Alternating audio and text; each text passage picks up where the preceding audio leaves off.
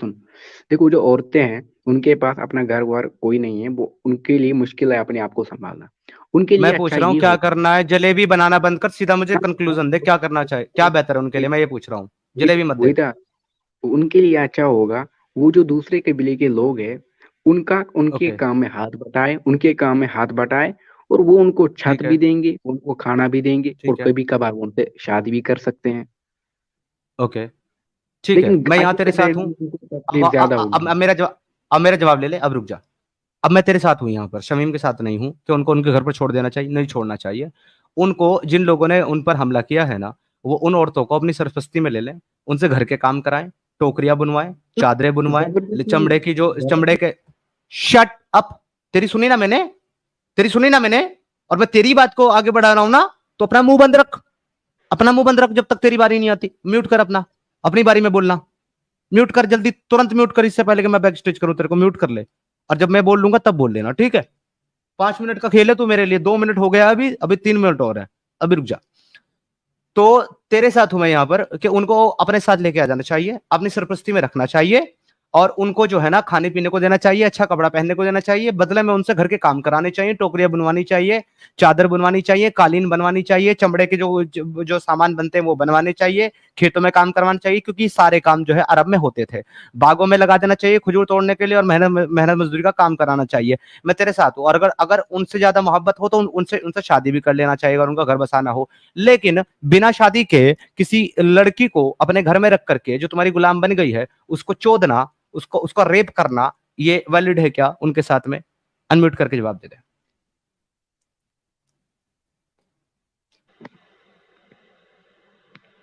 अरे, हो गया अनम्यूट क्या? हो गया जवाब। उनके साथ रेप करना, अरे, उनको ये मार्केट में बेचना सही है मोबाइल। क्या?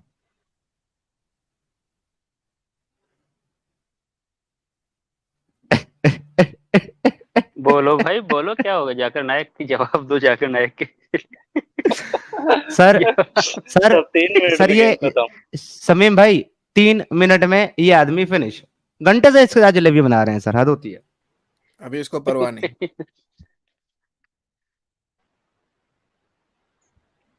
नहीं सिद्धार्थ भाई, देखिए इसको भाई 1 मिनट में फिनिश कर सकते थे अगर इससे पूछते कि वो मर्द तुम हो और वो औरत तुम्हारी बहन। नहीं, देखें लोगों को हाँ, मेरी समझना आवाज भी आ रही है पड़ता क्या? है। हाँ, आ रही है भाई। हाँ, या चलो बात करो।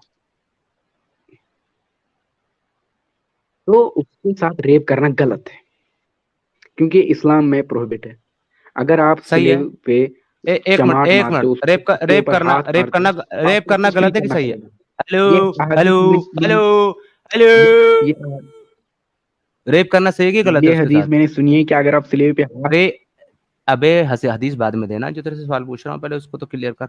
उनके साथ रेप वो करना सही है कि पहनाओ गलत है? तो खुद। भाई, रेप करना सही है कि गलत है भाई उनके साथ? बिल्कुल गलत है। इतना भी नहीं अकल है तुम। ओके। कुरान कुरान अलाउ कर रहा है उनका रेप करने के लिए? आप दिखा दीजिए, हम देखते हैं। ओके। सूरह ये मामून बताओ, आयत नंबर 5। पहले तुम मुझे ये बताओ कि रेप की डेफिनेशन क्या है? अरे, रेप की डेफिनेशन ये किसी लड़की के साथ सेक्स करना विदाउट एनी कंसेंट, और उसको जबरदस्ती इसके साथ रेप करना, ये सेक्स करना। Okay, okay, okay. अगर मैं तुमको अभी कुरान और हदीस से साबित कर दूं कि अगर एक शख्स स्लेव है मेरे पास, उसकी कंसेंट के बिना मैं उसके साथ रेप भी कर सकता हूं, और मैं उसको मार्केट में बेच भी सकता हूं, तो आप मान लेंगे कि इस्लाम ने गलत किया है? देखो, मार्केट वाली बात तुम वो रखो, उसके लिए मैं मैं जवाब दे बोल रहा सकता हूं, हूँ। मैं बोल रहा हूं, अगर मैं ये साबित करूं कि उसकी कंसेंट की जरूरत नहीं है, मास्टर को स्लेव की कंसेंट की जरूरत नहीं है उसके साथ सेक्स करने के लिए, उनकी बगैर कंसेंट के उनके साथ सेक्स भी किया जाएगा और उनको मार्केट में बेचा भी जाएगा, क्या तुम मानोगे कि मुसलमानों ने और अल्लाह ने और मोहम्मद ने गलत किया? गिव मी द क्योंकि आंसर, फिर मैं तुम्हें हदीस पहले। दिखाता हूं और कुरान दिखाता हूं। हाँ, क्योंकि कुरान में विदाउट एनी कंसेंट लड़की के साथ सेक्स करना ये तो पहले ही प्रोहिबिट है। मैं कह रहा हूं कि मैं साबित करूंगा कि बगैर कंसेंट के गुलाम लौंडी के साथ सेक्स करना जायज है, और उस पर कोई कोई कोई वो नहीं, इवन दो उसकी मर्जी के बिना उसको बेचना भी जायज है। मैं तुझे कुरान और हदीस से साबित करूंगा, तू मानेगा कि इस्लाम ने गलत तालीम दी है और मोहम्मद और अल्लाह ने गलत काम किया है? चलो तो कुरान से दिखा। मैं तुझे क्या कह रहा हूं, हदीस को नहीं मानता तो कुरान से भी दिखाऊंगा और हदीस से भी दिखाऊंगा। मैं अगर दिखा दूं तो तू इस्लाम छोड़ देगा? अरे पहले दिखा तो सही, पर फिर पता चला तेरे तो अरे भाई तेरे ही नैरेटिव के मुताबिक मैंने ले लिया। तूने तूने अपना नैरेटिव दिया कि उनके साथ बगैर कंसेंट सेक्स करना गलत है। मैंने कहा बहुत अच्छी बात कही आपने, मैंने एक्सेप्ट कर लिया आपकी बात को। अगर अब मैं कुरान और हदीस से ये साबित करूं आपको कि उनकी कंसेंट के बगैर उनके साथ सेक्स करने की इजाजत और उनको मार्केट में बेचने की इजाजत कुरान और हदीस दे रही है, तो आप इस्लाम छोड़ देंगे? पहले दिखा तो सही। छोड़ देंगे या नहीं छोड़ेंगे ये तो बता दे। हाँ देखा जाएगा सर। देखा जाएगा यार, तेरे ही एक्सप्लेनेशन के मुताबिक तूने एक मेयार तय किया है कि देखो उनसे घर का काम करवाना, उनको घर में रखना, ये सब करना, उनका ख्याल रखना, उनसे शादी करना, ये सही है, अच्छी बात है। लेकिन उनके साथ बगैर मर्जी के, उनकी बगैर कंसेंट के उनके साथ सेक्स करना और उनको मार्केट में बगैर कंसेंट के बेचना, ये गलत है। अब तेरी इंटरप्रिटेशन के मुताबिक अगर मैं कुरान को गलत साबित कर दूं, ये दिखाऊं कि देखो ये गलत काम करने का हुक्म कुरान और हदीस दे रही है, तो तू अपने मेयार के मुताबिक इस्लाम को छोड़ देगा क्योंकि वो तेरे मेयार से खिलाफ है? हाँ बाद में मैं फिर भी चेक करूंगा स्कॉलर्स के साथ, फिर जाके छोड़ सकता हूँ, लेकिन स्कॉलर्स अगर स्कॉलर्स के साथ चेक करेगा तो तू यहाँ क्या तेल लेने आया? स्कॉलर्स को ही लेके आ जा। अरे तू कुछ भी बोलेगा मैं थोड़ी उसको मानूंगा, मैं कुछ भी इसको नहीं चेक करूंगा बोलूंगा ना। मैं। अरे भाई मैं हदीस और कुरान तेरे सामने रख दूंगा, तू खुद पढ़ करके तू खुद बताना कि वहां पे क्या लिखा हुआ। मैं कुछ भी नहीं कर बोलूंगा, मान। मैं उसको कर मान, पढ़ूंगा ही नहीं। परेशान हो गया 2.5 साल से, हाँ ये तो भी हाँ तो परेशान हो गया, हम भी परेशान हो गए। 2.5 साल से नहीं, तू सारी जिंदगी से परेशान है, जब से तू पैदा हुआ। तेरे माँ बाप भी परेशान है तेरे से कि तू क्यों पैदा हुआ। अभी बिल्कुल तेरे से मैं खुश जितना है। सवाल पूछ, अबे चूती है, जितना मैं तेरे से सवाल पूछ रहा हूँ मेरे को उतना जवाब दे दे। तेरे अपने स्टैंडर्ड के ऊपर, तेरे अपने मेयार के ऊपर मैं पूछ रहा हूँ। तेरे मुताबिक बगैर कंसेंट के उनके साथ सेक्स करना गलत है, तूने कहा है, मैंने नहीं कहा। मैंने मान लिया गलत है। अब अगर मैं कुरान और हदीस से दिखाऊं कि ये गलत काम करने का हुक्म तेरा अल्लाह और मोहम्मद दे रहा है, तो तू अल्लाह और मोहम्मद को गलत बोलेगा? हाँ मैं चल इसको इस्लाम मत छोड़ियो। जज करूंगा, देखते हैं वहां पे अगर मैं कह रहा चल इस्लाम, सुन ले भाई, अगर इस्लाम मत गलत छोड़ियो, लिखा बस ये होगा कह तो दे मैं कि नहीं बोलूंगा गलत। अल्लाह और अल्लाह, हाँ ठीक है, अल्लाह और मोहम्मद ने गलत गलत कहा है, गलत किया, ये मान, ये कहोगे? मैं कहूंगा ये जी भाई। गलत है, ठीक है। हाँ, अब वो ये गलत है नहीं, ये आया। गलत है नहीं। अच्छा, मतलब तू कुरान को गलत कह देगा, कुरान गलत है? या तू ये कहेगा कि कुरान में जो लिखा है वो गलत है? क्या कहेगा? अरे दिखा तो सही, कितना पागल करेगा तू, मूत पिए रहा है क्या? यार अबे वो सुन, एक सेकंड, आराम से अगर समीर भाई, एक सेकंड। अगर अगर गाली हाइपर गलौज नहीं। देगा ना, नहीं दावत मत जी, एक मिनट, अगर गाली गलौज देगा ना, तो एक बात याद रखना कि मैंने यहाँ एंटी गाली गलौज सिस्टम भी बैठाया हुआ है। इतनी गालियां देता है ना वो कि तुझे जो है ना पछतावा हो जाएगा तेरे पैदा होने पर। समझ में आया? तो मुंह पे इज्जत से गाली बात है। करना, कल जा नहीं तो इतने जूते मारूंगा ना तेरे को निकाल करके तेरे मुंह पे ना, साले तेरी फिड्डी सी शकल और टेढ़ी कर दूंगा मैं ये। इज्जत से बात हो रही है तेरे से, औकात से बाहर मत निकल, तेरी औकात नहीं है हमसे बात करने की। तू हमारे पांव के नाखून के बराबर की भी इल्म नहीं रखता, फिर भी तेरे से अगर बात कर रहे हैं तो तो साले सर पे चढ़ के मूत मत मेरा हमारे कानों में। गौमूत्र अब तू मुझे, पीना गलत है। अरे यार अरे तुम हाँ भाई तो गौमूत्र पीना गलत है, ऊंट फिर का पेशाब पीना भी गलत है, ऊंट का पेशाब पीना भी गलत है, गौमूत्र और ऊंट का दोनों का पेशाब पीना गलत है, मानता ठीक है? केस है। अबे मैंने क्या बोला अभी? मैंने बोला गाय और ऊंट दोनों का पेशाब पीना गलत है, तू कह दे कि हाँ ये सही कह रहे हो आप। मैं सही कह रहा तू हूँ ना? मुझे कोई मौलवी दिखाओ, तू मुझे कोई। मैं कह रहा हूं, अबे मैं ये कह रहा हूं गाय और ऊंट दोनों का पेशाब पीना गलत है, तू कह दे हाँ सिद्धार्थ भाई ठीक कहा तुम्हारा आपने। बागेश्वर गांव।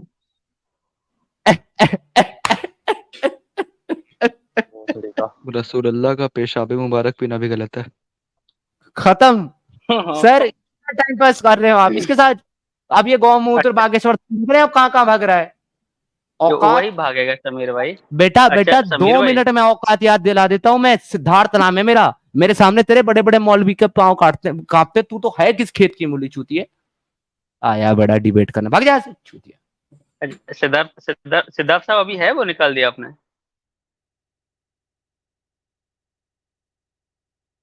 हेलो। सूरह निसा की आयत 24 दिखा से- दीजिए इसको। अच्छा सिद्धार्थ साहब बस एक सेकंड में भाई ये सिद्धार्थ भाई यार मेरे साथ बड़ा मसला है, कितना भी बड़ा कीजिए मेरे को दिख चले मैं पढ़ देता हूँ। 13-205 में लिखा हुआ है, नाफे ने हजरत अब्दुल्ला बिन उमर रज़ियल्लाहु तआला अन्हु के बारे में ये बात नकल की है कि वो कनीजों की पुश्त, पीठ और पिंडलियों से कपड़ा हटा करके देखते थे और अपना हाथ उनकी पुश्त पर रखते थे। कहां कहां से सर?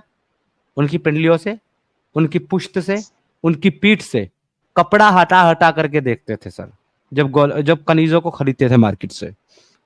इसके अलावा 13-206 में लिखा हुआ है, इब्ने जरीख ने एक शख्स को हवाले से सैयद बिन मुसैयब का ये कौल नकल किया है, आदमी के लिए यह बात जायज है कि वो कनीज की शर्मगाह के अलावा इसके जिस्म का किसी भी हिस्से का जायजा ले।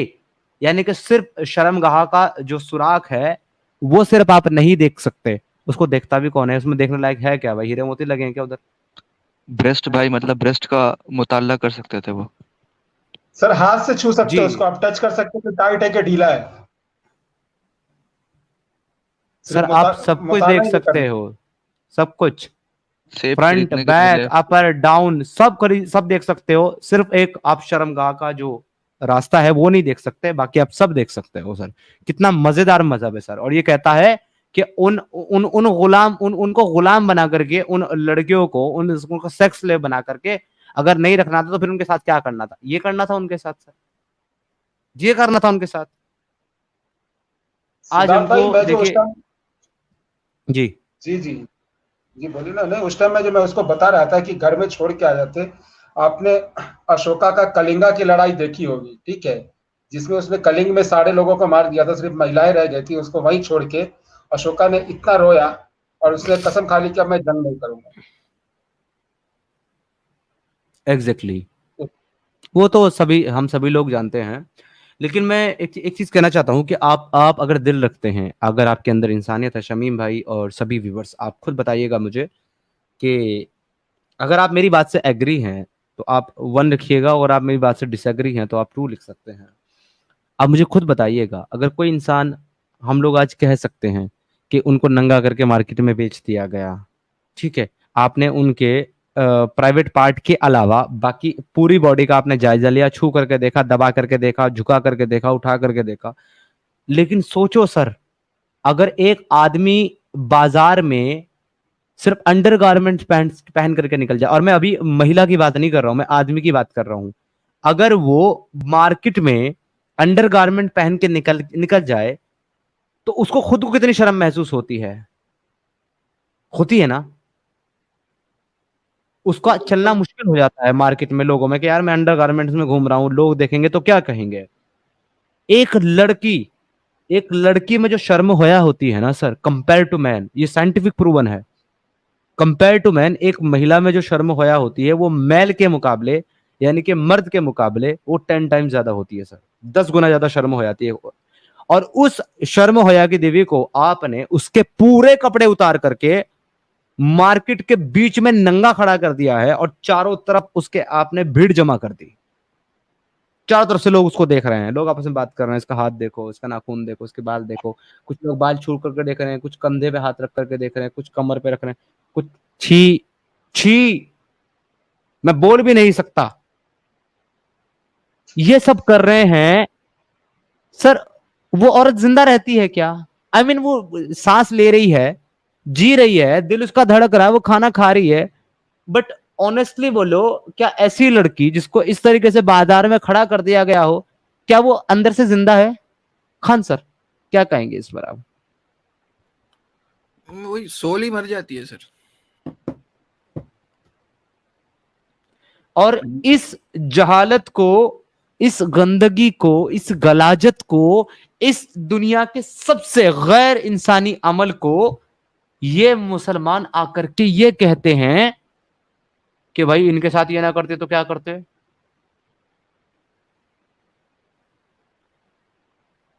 सिद्धार्थ भाई बात ये है कि जंग के नतीजे में लौंडियां नहीं होती थी, लौंडियों के लिए जंग होता था।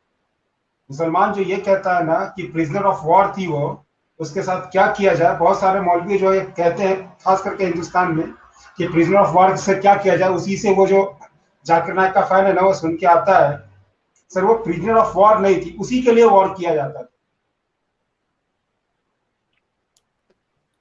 हद दर्जे का मोहम्मद जो था ना, एक सर लुटेरों का सरदार था, लुटेरों का गैंग था। कई बार इस बात को प्रूव कर चुका हूं कि लुटेरों का एक गिरोह बनाया और लोगों को लूटना ही उसका काम था। कोई स्पिरिचुअलिटी नाम की चीज नहीं थी, कोई मजहब नहीं था इसका।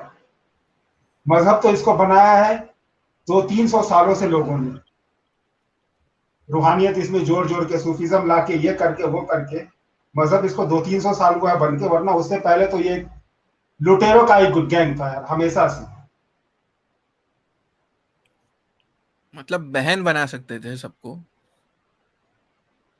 भाई छोटी बच्ची थी, उसको आप अडॉप्ट कर सकते थे, बहन बनाने की जरूरत नहीं थी मेरे भाई। आप उसको गुलाम ही बना के रखते यार। जो छोटी बच्ची है उसको आप बेटी बना सकते थे, आप उसको गुलाम बना के ही रखते यार, कोई मसला नहीं था। उसके घर का काम करवाते, ठीक है, खेती करवाते उससे, लेकिन जरूरी है उसके साथ यार बेचना, उसको ये करना। और ये क्या है? देखें, ये देखें सर, अब इनकी बात आप सुनिए। ये उसके साथ इंटीमेट होने को, सेक्स करने को जायज जब करार देते हैं ना, तो सर इनके आर्ग्यूमेंट सुने आप। इन मौलवियों के आर्ग्यूमेंट क्या होते हैं कि क्यों उनके साथ सेक्स करना जायज है बगैर शादी के। आप इनके आर्ग्यूमेंट सुनिए। आप इसको तो जानते ही होंगे, डॉक्टर इशरार अहमद, इसको कौन नहीं जानता। इसको इस सदी का सबसे बड़ा फसादी आदमी है ये। अगर जिंदा होता ना तो आज पूरी दुनिया में इसने जो है जंग करा दी होती, इतना खतरनाक आदमी था ये। जी सर, ये जिस तरह से तालिबान की हुकूमत आई है ना, अगर ये जिंदा होता, ये अपनी पूरी जिंदगी इसी उम्मीद में जिंदा रहा कि कभी ना कभी तालिबान पे इस्लामी हुकूमत आएगी और हम उसका साथ देंगे। यह खिलाफत का मतलब, ये मौदूदी का गिरोह में था ये बंदा। मौदूदी को सिर्फ इसीलिए इसने लात मार दिया क्योंकि मौदूदी ने इलेक्शन लड़ा एक बार, और इसने अपनी तंजीम बनाई, अपनी तहरीक चलाई खिलाफत का। मैं सुनाता हूं आपको इस जाहिल की बात है। ये जाहिल क्या कह रहा है और किस तरीके से ये जो है ना सेक्स स्लेवरी को इस्लाम में जस्टिफाई करने की कोशिश कर रहा है। के साथ जिनसी ताल्लुकात की इजाजत क्यों दी गई, जबकि इस्लाम खुद सेक्स डिसिप्लिन पर का प्रचार करता है और लौड़ियों की खरीदो फरोख्त क्या ह्यूमन राइट्स की वायलेशन नहीं है। ये मसला बड़ा टेढ़ा है। एक तो ये कि लौड़ियों के तस्वुर को साफ कर लीजिए कि इस्लाम में सिर्फ वो लौड़ी जायज है जो खालिस इस्लामी जिहाद के नतीजे में प्रिजनर्स ऑफ वॉर की हैसियत से आपके पास आए। ये नहीं है कि किसी आजाद लड़की को, औरत को पकड़ा और उसे जबरदस्ती जो है वो कहीं बेच दिया और वो गुलाम हो गई, या जैसे कि अमरीकनों ने किया था कि हजारों वेस्ट अफ्रीकन कंट्रीज से ये हबशियों को पकड़ा और उनको ले जाके वहां पर जो है मंडियों में बेच दिया। ये नहीं, ये जायज, हराम, बिल्कुल हराम। अलबत्ता ऐसी अगर शक्ल है कि जंग हो रही है आपके और कुफार के माबेन, अब उसमें जो पीओडब्ल्यूज आ गए हैं तो दो रास्ते हैं। या तो कंसंट्रेशन कैंप्स में रखेंगे उन्हें, वो आपकी मईशत पर बहुत बड़ा बोझ हो जाएगा, और फिर उनकी जिंदगी भी अब नॉर्मल होगी। वहां ना मर्द के लिए कोई इम्कान है कि उसकी जो है तबीयत के और जिनसी तकाजे पूरे हो सके, ना औरत के लिए इम्कान है। उसके लिए इस्लाम ने तजवीज किया कि उन्हें माशरे में तकसीम कर दिया जाए, डिस्पर्स कर दिया जाए। माशरे में जाएंगे वो किसी का गुलाम बन गया। इसने कहा है कि अगर उनको कैद करके रखा जाएगा किसी एक जगह पर पर्टिकुलरली, तो उनकी जो जिनसी तकाजे हैं, यानी कि उनकी जो सेक्सुअल डिजायर हैं, वो पूरी नहीं हो पाएगी। इसलिए उनको माशरे में बांट दिया जाता है ताकि उनकी सेक्सुअल डिजायर पूरी हो। तो ये बात जो है, इस इसरार अहमद से अगर कोई पूछे कि ये बात सिर्फ औरतों पर लागू होती है कि मर्दों पर भी लागू होती है, भाई मर्दों पे भी लागू होती है ना। हाँ, तो अगर ये बात औरतों पर लागू नहीं होती, आपको सिर्फ औरतों की जिनसी ख्वाहिशात की फिक्र नहीं है बल्कि मर्दों की भी है, तो अपनी माँ बहन बेटियों के पास क्यों नहीं भेजते मर्दों को, गुलामों को? या अपनी माँ बहन बेटियों को क्यों नहीं भेजते उन गुलाम मर्दों के पास? सिर्फ अपने अपने लोगों को, अपने मर्दों को उन गुलाम औरतों के पास क्यों भेजते हो? तब तो तुम्हें जरूरत का ख्याल नहीं रहता ना मर्दों की, उनकी जिनसी ताल्लुकात का जो उनकी जरूरत है उनका ख्याल नहीं रहता ना। सर इनकी सुनिए, मैं इनको जो है एक एक कदम पे इनको एक्सपोज करते चलूंगा। बन गया है, किसी की लौड़ी बन गई है। अब उनको हुक्म दिया गया जो खुद खाते हो इन्हें खिलाओ, जो खुद पहनते हो उन्हें पहनाओ, और उनसे अगर कोई सख्त काम लेना हो तो उसमें खुद भी शरीक हो जाओ। उन्हें यह एहसास ना हो कि चूंकि हम गुलाम है तो सारी सख्ती हम पर ही है। और उनके लिए भी फिर ये कि नेकी के कामों के अंदर ये है कि उनको आजाद कर देना, ये बड़ी नेकी का काम है। ओके, आजाद करने पे बाद में आता हूं। दूसरा आर्गुमेंट ये दे रहा है कि भाई उनको रखने का तरीका ये है कि जो तुम खाओ वो उनको खिलाओ, जो तुम पहनो वो उनको पहनाओ। तो अगर इस चीज से लौंडी जो है वो जस्टिफाई हो जाती है, तो इन मुसलमानों को अगर ये कहा जाए कि भाई तुम अपनी माँ बहन बेटियों को गैर मुस्लिमों को सौंप दो, वो जो खाएंगे वही उनको खिलाएंगे, जो पहनेंगे वही उनको पहनाएंगे, जहां घूमने जाएंगे साथ लेकर के जाएंगे, लेकिन बदले में तुम्हारी माँ बहन बेटियों का रेप करेंगे, और जब दिल भर जाएगा उनको मार्केट में बेच देंगे। सर, खान सर और शमीम भाई, कोई भी मुसलमान तैयार होगा? कहते ही नहीं।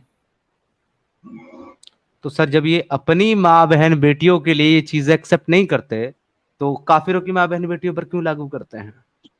ये सब दोगलापन है। हिपोक्रेसी नंबर 2 सर, इसका दोगलापन नंबर 2।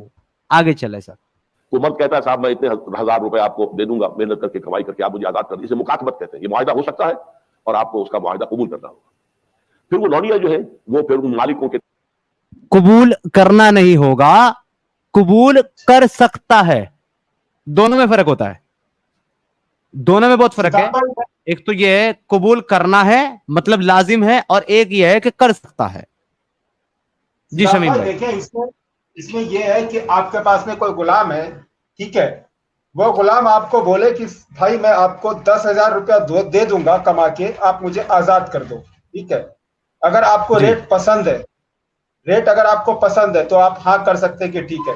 आपको अगर रेट पसंद नहीं तो आप बोल सकते हैं मुझे 10,000 नहीं, मुझे 1,00,000 रुपया चाहिए और 4 महीने के अंदर चाहिए, ठीक है। गुलाम बोल दिया कि हाँ ठीक है भाई, 4 महीने के अंदर मैं आपको 1,00,000 रुपया दे दूंगा। वो कहीं से काम करके बेचारा 4 महीने के अंदर 90,000 रुपया आपको जमा करके दे दिया, ठीक है। 4 महीना वक्त गुजर गया, वो 10,000 का इंतजाम नहीं कर पाया, सिर्फ 90,000 का इंतजाम करके आपको दिया, 1,00,000 नहीं पूरा हुआ। 4 महीने के बाद वो 90,000 भी आपके और गुलाम भी आपके, फिर से आप उसको रेट तय करेंगे, उसको फिर से 1,00,000 रुपया कमा के आपको देना पड़ेगा। ये नियम है, ये सिस्टम है। ये मुकातिबत है सर, के तसर्रुफ में आती है। वो मनकूहा बीवियां नहीं है, 2 कैटेगरीज अलग है जो हमने पढ़ लिया है सूरह मारिज में भी और सूरह मोमिनून में भी। वल्लज़ीना हुम लिफुरूजिहिम हाफिज़ून इल्ला अला अज़वाजिहिम औ मा मलकत ऐमानुहुम। तो ये 2 कैटेगरीज अलग है, बीवियां हैं, मनकूहा बीवियां, और या फिर जो तुम्हारी मिल्क यमीन हो, लौंडियां हो। मैंने बताया कि मिल्क यमीन अगर उसके यहाँ बच्चा हो गया तो अब वो उम्मे वलद है, आप उसे बेच नहीं सकते, वो बाप ही के यहाँ रहेगी। और जहां तक उसके बच्चे का ताल्लुक है, वो आपकी मनकूहा बीवी से जो बच्चा होगा उसके बिल्कुल बराबर होगा, उसकी कोई भी। ओके, इसको भी डिबंक कर देते हैं साथ ही साथ ना, क्योंकि इसने जो ये झूठ बोला है कि अगर आपकी कोई गुलाम लौंडी को बच्चा पैदा हो गया तो अब आप उसको बेच नहीं सकते, तो ये गलत है। क्योंकि खुद साहबा कराम ये कहते हैं कि रसूल अल्लाह के जमाने में हम अपनी उम्मे वलद को बेचा करते थे। इसकी ऑथेंटिक हदीस है सर, वो भी मैं आपके सामने अभी रख देता हूं, ये लीजिए। ये कितना डिसीव करते हैं लोगों को, झूठ बोलते हैं। जी बिल्कुल सिद्धार्थ भाई, बेचने के लिए मना किसको है? मान के चले कि आपने, अगर आपकी गुलाम लौंडी पैदा हो, उसका बच्चा पैदा हुआ, तो आप उसके बच्चे को किसी अलग मार्केट में, उसकी माँ को किसी अलग मार्केट में नहीं बेच सकते, दोनों को एक साथ आप बेच सकते हैं। हाँ बिल्कुल नहीं, तो ये तो कह रहा है कि बेच ही नहीं सकते, अब आप उसको अपने पास ही रखना होगा। नहीं, आप दोनों को बेच सकते हैं। और आपके पास जो बच्चा उम्मे वलद जो पैदा हुआ है, प्रॉपर्टी में उसको आप थोड़ा हिस्सा दे सकते हैं, लेकिन बेटे के बराबर आप उसको हिस्सा नहीं दे सकते। और वो जो लौंडी है जिससे आपका बच्चा पैदा हुआ है, वो आपके मतलब आप मर गए तो आपके बेटा के लौंडी हो जाएगी, क्योंकि वो जो है ना, वो खुद ममलूका है, वो खुद आपकी एक प्रॉपर्टी है। जिस तरह से आप मर गए तो आपका गाड़ी, आपका बैंक बैलेंस, आपका जमीन जायदाद, आपका मकान आपका बेटा के हवाले हो गया, उसी तरह से जो आपकी गुलाम है, औरतें हैं, वो भी आपका बेटा का हो गया। उसका हक देने का तो बात ही छोड़ दीजिए, वो भी आपका बच्चा का हो गया। अब मतलब कि पहले आप उससे लुत्फ उठाते थे, अब आपका बच्चा उससे मजे लेगा। जी बिल्कुल। और इवन तो वहां भी है ना कि वो ये कह रहे थे कि भाई हमने इनके साथ में जो है ना वो जिमा भी करना होता है और हमने इनको मार्केट में बेचना भी होता है, तो हम जो है कोइटस इंटरप्ट करते हैं ताकि हम ये प्रेग्नेंट ना हो।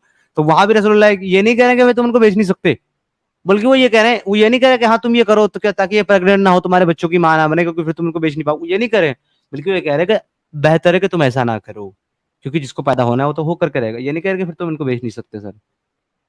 ये नहीं सर, इन्होंने बेचने अपने के आप जो है ना गड़े हुई है।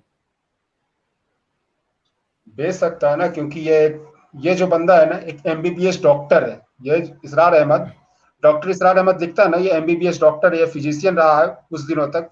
उसके बाद इसको भूत चढ़ा था इस्लाम का। तो कभी कभी ये अमेरिका भी जाता था तकरीर करने के लिए, तो मजबूरी में कुछ बातें इसको बोलनी पड़ती है झूठ। जी, मैं वो हदीस दिखाता हूँ आपको जहां हम जो है सहाबी कह रहे हैं कि भाई हाँ हम अपनी उम्मे वलद को बेचा करते थे और रसूलुल्लाह के सामने बेचा करते थे, मौजूद होते थे। ये लीजिए, ये है मिस्कात की 3395 और सुनन इब्न माजा की 2517। मैं आपके सामने स्क्रीन पर लेकर के आता हूँ, एक सेकंड। पहले आपको 3395 में दिखा देता हूँ और फिर दोनों ही हदीसें मैं आपको दिखाऊंगा। दोनों में यही मतन है कि वो अपनी गुलाम लौंडियों को जो कि उम्मे वलद थी, उनके बच्चों की माँ बन जाया करती थी, जिनसे वो बच्चे पैदा कर दिया करते थे, वो उनको भी सर मार्केट में बेचा करते थे। जी बिल्कुल सर, बेच सकते, कोई मसला ही नहीं बेचने के लिए, क्योंकि स्क्रीन शेयर कर रहा वो हूँ तो मैं। आपकी प्रॉपर्टी, वो आपकी प्रॉपर्टी है, वो आपकी मनकूहा नहीं है, वो आपकी ममलूका है। ममलूका का ही मतलब होता है प्रॉपर्टी, जो आपकी मिल्कियत में। मनकूहा का वो है जो आप जिससे निकाह करके लाएं। निकाह भी क्या, एक सोशल कॉन्ट्रैक्ट है। समझ लीजिए कि एक आप खरीद के ले आए, एक डॉल खरीद के ले आए, सेक्स डॉल, वो बीवी है आपके लिए। जी बिल्कुल, ये देखिए, ये मिस्कात अल मसाबी की हदीस है 3395। स्क्रीन नजर आ रही है मेरी आपको? जी स्क्रीन मुझे तो नजर नहीं आ रही है, क्योंकि मेरा नेट स्लो चल रहा है। मुझे भी नहीं आ रही नजर। अच्छा, अच्छा। वो असल में मुझे भी नजर नहीं आ रही है, लेकिन शायद वो स्टीम यार्ड को प्रॉब्लम अब आई है। हाँ। गुलाम को ये आजाद करने का बयान। जी, अब आप यहाँ पर नीचे पढ़ेंगे क्या लिखा हुआ है। जाबिर रज़ियल्लाहु तआला अन्हु बयान करते हैं कि हम रसूलुल्लाह सल्लल्लाहु अलैहि वसल्लम और अबू बकर के दौरान उम्मे वलद, वो लौंडिया जिसके साथ उसका मालिक हम बिस्तरी हुआ और उससे औलाद पैदा हो गई के के को बेचा करते थे। जब उमर रज़ियल्लाहु ताला अन्हु का दौर आया तो उन्होंने हमें इससे मना किया तो हम रुक गए। यानी कि मोहम्मद के दौर में, मोहम्मद के सामने ये लोग अपनी उम्मे वलद को बेचा करते थे, आकर के उमर ने इनको मना किया, तब ये रुके हैं सर। मोहम्मद के जमाने में बेच रहे थे अपनी उम्मे वलद को ये लोग। ये बई का मतलब क्या होता है? जी बई, वहां पे बई लिखा है। नहीं, वो बेचा है, बेचा करते थे बे जी। वो कह रहे हैं कि को बेचा करते थे। जब उमर रज़ियल्लाहु अन्हु का दौर आया तो उन्होंने हमें इससे मना किया तो हम रुक गए। इसकी इस्नाद सही है और जो है ऑथेंटिक हदीस है ये। ठीक है जी, एक हो गई है। दूसरी हदीस में आपको और एक दिखाता हूँ इसके अलावा, 2517 सुनन इब्न माजा की, वो भी आप एक बार देख लें, वहां भी ये चीज है। तो मतलब ये लोग बैठ करके जिस तरीके से डिसीव करते हैं ना, लोगों को बेवकूफ बनाते हैं उनका। अच्छा एक बात बताएं शमीम भाई, अगर अल्लाह ने और मोहम्मद ने किसी चीज को जो है जायज करार किया है, सही कहा है, तो उमर से कौन होता है उस चीज को गलत साबित करने वाला और गलत कहने वाला? मोहम्मद का राइट हैंड। मोहम्मद का राइट हैंड नहीं भाई, मोहम्मद का बाप उमर जो था ना, मोहम्मद को चलाता था। राइट हैंड नहीं, मोहम्मद अच्छा, उमर, मोहम्मद मोहम्मद उमर का राइट मोहम्मद उमर का राइट हैंड था। हैंड। एग्जैक्टली राइट हैंड नहीं था। मोहम्मद उमर से इतना डरता था ना भाई साहब, इतना डरता था मोहम्मद उमर से कि वो उसके डर से ना भाई साहब अपनी बीवी को उसकी बीवी को छेड़ा। पता है आपको, उसकी बीवी को छेड़ा तो भी वो कुछ नहीं कर पाया, एक वर्ड नहीं बोल पाया, इतना डरता था। अब आप खुद देख लें कितना डरता था। क्योंकि उमर को पैर वैर पकड़ के ना, मोहम्मद जो है ना, उमर को पैर वैर पकड़ के इस्लाम के अंदर लेके आया था कि भाई, क्योंकि वो दुआ करता था अल्लाह से कि या अल्लाह, या तो अबू जहल या तो उमर को किसी एक को इस्लाम में भेज दे। जी, और ये हदीसों में बोंगे मारते हैं कि रसूलुल्लाह की दुआ जो है वो उमर के हक में कबूल हो गई थी। अरे भाई दुआ कबूल नहीं हुई थी, उससे सेटिंग हो गई थी।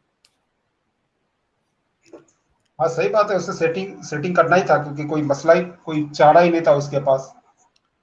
उमर और हम